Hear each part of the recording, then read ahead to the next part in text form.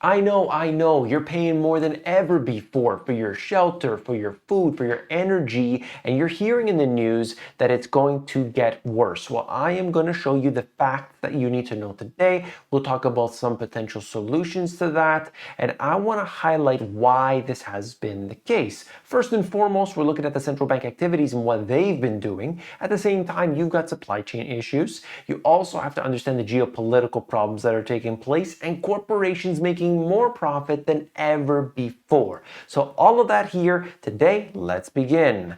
Homes could face 3-hour power cuts this winter, warns National Grid. So you've got the UK dealing with a very serious issue that is really existent all around Europe for the most part, and it only seems to be getting worse this winter. Even though the stockpiles of natural gas are quite high, they are still believing that there's going to have to be cuts. That means you pay your bills, but the power doesn't stay on all night long. And when does this kind of activity occur?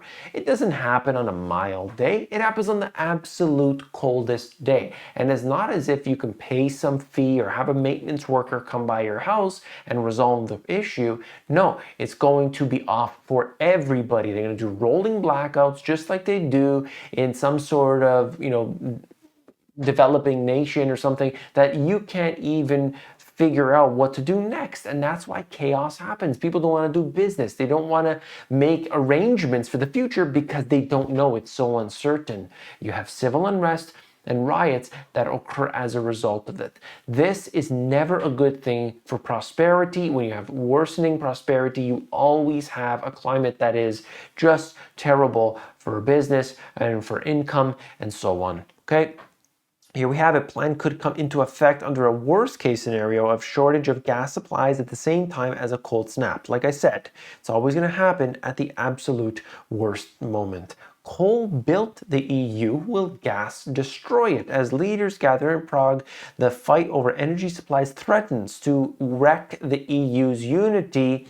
And basically what they say in here is like one nation shouldn't be charging the other nation so much money and trying to profit off of that. As you see, they are specifically noting here, according to the European Commission president, Russia's manipulation and weaponization of the energy deliberately tries to blackmail and split close partners. Further along, they're saying there, if you're one country and you're the other country, and they say we should not be charging each other an extremely high amount, that should be fair and so on, we can't pay this and this and that. What I am noticing specifically is that many different corporations, usually the biggest of the corporations out there, are able to make more profits than ever before. Now, your small business is probably not able to do so. In fact, they're probably much worse off today than they were in 2019. And we need to find that differential. We need to understand that, okay? The small corporations, they're struggling. They are absolutely struggling right now because their input costs have gone higher. And at the same time, their, business has probably not been as strong. It depends on the business, of course. So be just aware of that. That's all I'm saying. This is related to Canada specifically, but it does highlight some other things that is positive. Food price inflation is set to slow, helped in part by reasonably good harvest in Canada and several other countries. That's according to the Bank of Canada's governor. He's the equivalent of what you would have with Jerome Powell in the US for the Fed. I am actually hopeful that at least food inflation, which is not quite the same thing, by the way, which I love the fact that he highlighted that, it's not quite the same thing as food prices, is going to come down because in Canada and a number of other countries, there have been reasonably good harvests. That's right. So we will see what happens in time, but just know specifically that when it comes to food prices, usually what I've seen, except for seasonality factors, once the prices go up, they usually don't come down. That's just the way it goes. If you were buying those carrots at 99 cents, and then they were $1.29, and then it was $1.49, and then it's $1.99, did you ever see it come back down to the 99 cents? No. Now, the supplier might be selling at a cheaper price, but the store won't do that. Just generally, that does not happen. Supply chain, quote, normal appears on the horizon with sights set on March. Several gauges show ship congestion continues to clear up even as the shortages persist. There's shortages of some things, but a lot of stuff is actually a glut. So this is interesting. Based on what I have seen, moving stuff overseas, in my personal experience, recently moving $100,000 worth of inventory, didn't really have much of a delay, but that's a very obviously limited scenario there. I think that it's important to look at this and just try to take it with a grain of salt, okay? Number one, we know that there are companies like Target, like Walmart, and so on that have had way too much of everything. And so at this time, they are the ones that are hanging onto this inventory and need to get rid of it fast. Because maybe it's like summertime stuff, it's camping stuff, it's whatever it is that's like summertime, and they need to push that out. So they ordered way too much. They didn't know about their own, customers coming in their door and so on. And now they're paying the price. And as you move into the fourth quarter, you would normally have this huge surge of cargo. That's not happening. That is not happening right now. There's more to this story, of course, but I just want to show you that and really highlight what has been going on for the last little while. I wanted to take a moment right here just to break this down quickly because you can see this is a hard time for so many people. Food, energy, and shelter costs have risen substantially. I'm sure you've seen that no matter where you live. Shortages and cuts are now presumed to take place this winter. Depending on what the circumstances will be, we will see, depends on where you are and what exactly we're talking about, which commodity and this and that. But it has been said, power is going to be cut, food is going to be cut, energy, all these different things.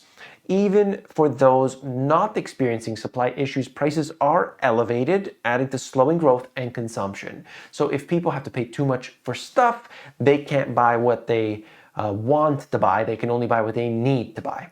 Take the time to know your personal circumstances, where you get your food and energy from, and what are the alternatives. Are you shopping at the right places? Are you accessing this source, whatever that is? Anything.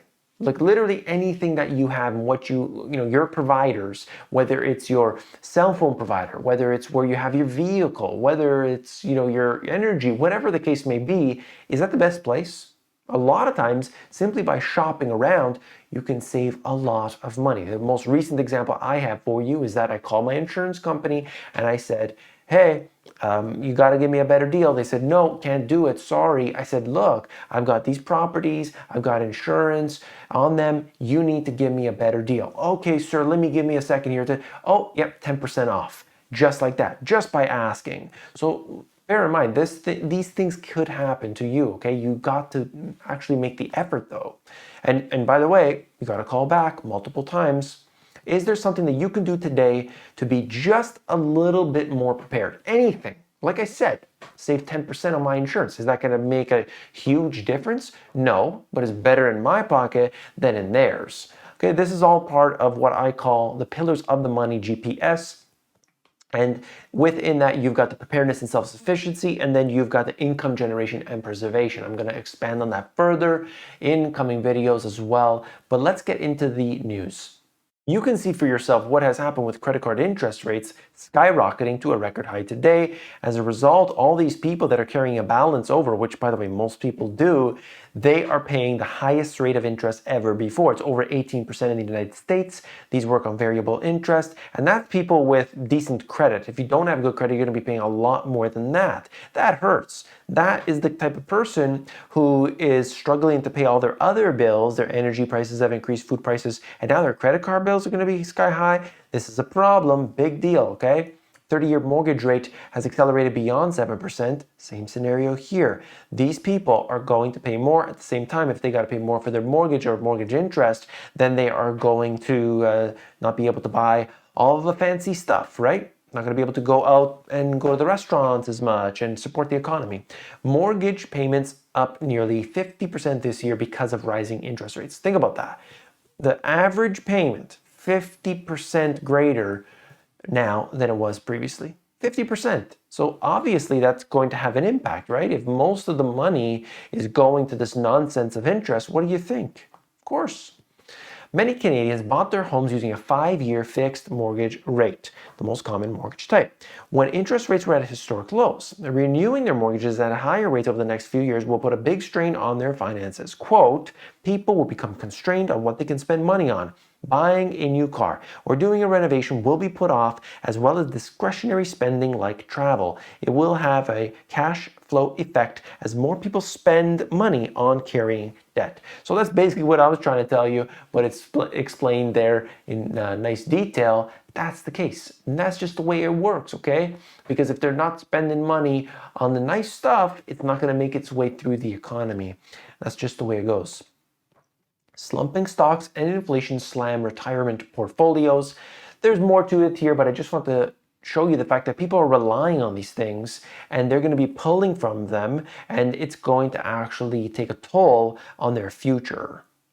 Then we have this. In addition to what we were talking about earlier, the surge in goods has been driven. This is talking about supply chain issues and so on.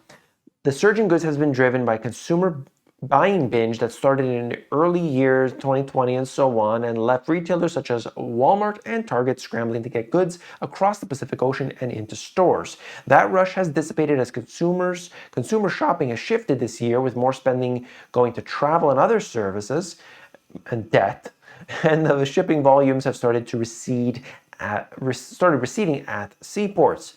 They get into other details, but I just want to show you that because now people in these businesses are unable to get some of this stuff to move. It's such a gridlock. You've got way too much stuff and they don't even need to sell a lot of this stuff. That's the crazy part about this. It's just unbelievable that we are here in this time right now and we can't even figure this out. I mean, it's literally been over 2 years and we still have a mess. Look, I want to show you some other information right here.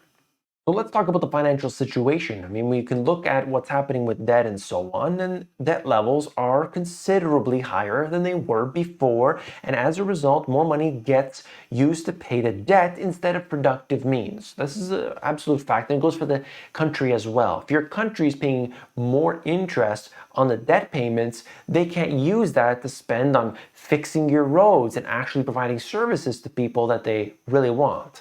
People are relying on the retirement account or equity in their home to persist. This is a very dangerous scenario, by the way. Take time today to learn how to build a scalable business or to learn a new skill that can offset the increased expenses. If you do not do this, it will be very difficult. This is just a matter of fact, and I'm trying to bring out as much information as I can.